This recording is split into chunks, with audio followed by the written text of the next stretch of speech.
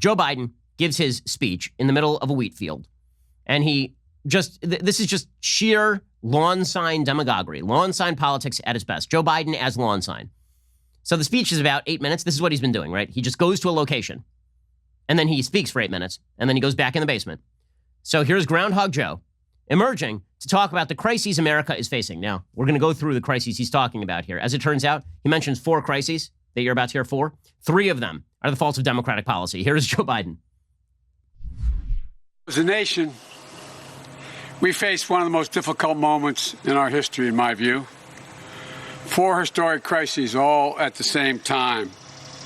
The worst pandemic in 100 years that's already killed nearly 200,000 people and counting. The worst economic crisis since the Great Depression that's cost tens of millions of American jobs and counting.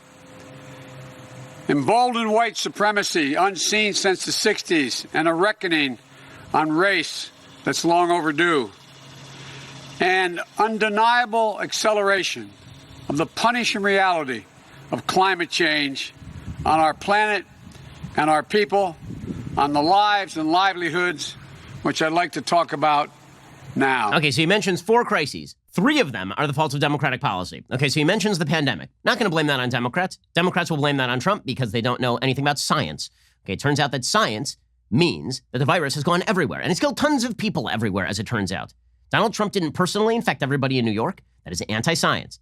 Today, Andrew Cuomo, idiot governor of New York, tweeted out, "Science knows." You know what science knows? That it's a terrible idea to ship COVID-positive elderly folks back into nursing homes and kill 11,000 of them. It turns out that's a really crappy policy, Andrew Cuomo. Okay, but Joe Biden names 4 crises. 1 is the pandemic. The second is the worst economic crisis since the Great Depression. Okay, that is largely due to misbegotten lockdown policies that have prevented economies from recovering. You know, half the people who are currently claiming unemployment live in the state of California? Half of them. Really.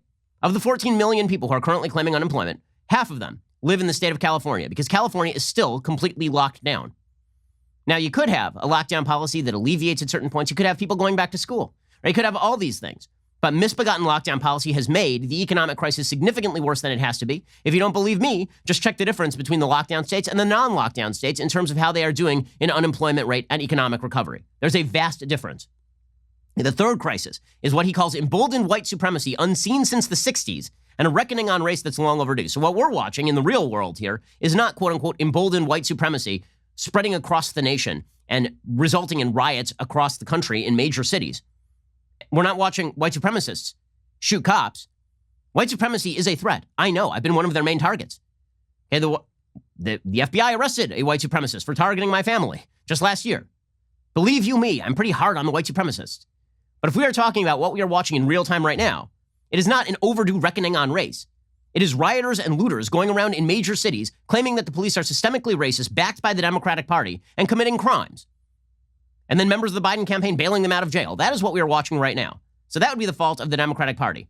If you're watching a bunch of people rioting in Chicago, LA, DC, New York, Portland, Seattle, Kenosha, and your first response is, that's emboldened white supremacy, that's because you are blind or a moron. Okay, and finally, he says an undeniable acceleration of the punishing reality of climate change on our planet. Weird, because climate change is a long-term prospect. It is a long-term thing. It does have real-world consequences. And I believe that it is caused mostly by man-made emissions. That does not mean the solutions that Democrats are proposing are in any way realistic or useful. Now, I tend to believe, as the Nobel Prize winner in economics, who writes specifically on the cost of climate change policies and solutions, William Nordhaus writes, that one of the things you have to do is balance the future growth of the world economy against any measures that you take today that could dampen that growth. In other words, you do have to allow a certain amount of climate change to happen because it is counterproductive to do otherwise. If you shut down the entire world industry in order to stop climate change today, first of all, it wouldn't occur. You wouldn't stop it. You might alleviate it like that much, a very, very small amount. Okay, and also, you would destroy all of the economic growth that would allow for adaptation and better living conditions. Because as it turns out, you know what's a great protector against climate change? Being wealthy. It really is. It's quite good. There's a reason why hurricanes, when they hit the United States, they can be devastating, not on the same order of devastation as if they hit Haiti.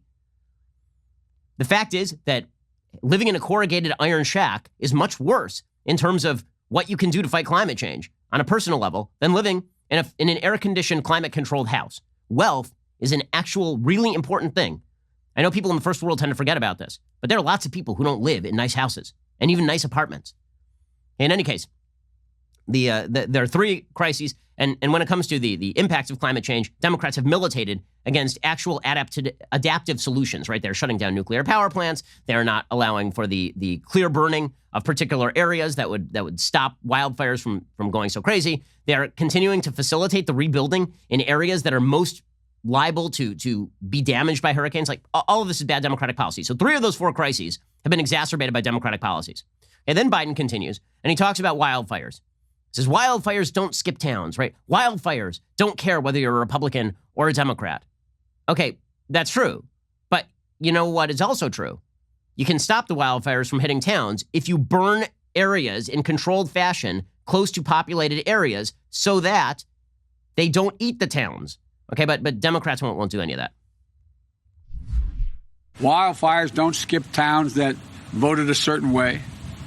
The impacts of climate change don't pick and choose. That's because it's not a partisan phenomenon. It's science. And our response should be the same, grounded in science. Science. And if he says science and science over and over, climate change stops, and wildfire management never has to be undertaken. He can just say science. He puts up the lawn sign, and magically everything gets better. You're going to get more lawn sign speeches on climate change from Joe Biden in just 1 second. Then we'll talk about the actual policy changes that could be made, but everybody is ignoring. I mean, it's so irritating on a primal level to me. I mean, seriously irritating on a primal level that Democrats don't want to talk about solutions when it comes to how we adapt and mitigate climate change. Instead, all they want to do all day long is just shout that you don't agree with science. And then we're supposed to be like, oh, yes, the party that agrees, the party that believes that a man can be a woman and a woman can be a man, the party that believes that Donald Trump directly causes hurricanes, the party that believes that if a vaccine is developed by Donald Trump's FDA, you shouldn't take it because Donald Trump has personally poisoned the thing, and the party that also believes that babies in the womb are not babies, they are mere clusters of cells. That is the party of science. Spare me. Thanks for watching, but before you go, you have to know we are moving YouTube channels. Videos like this one will only be available on my personal YouTube channel, Ben Shapiro, starting September 28th. Click on the link in the description to subscribe so you don't miss a beat.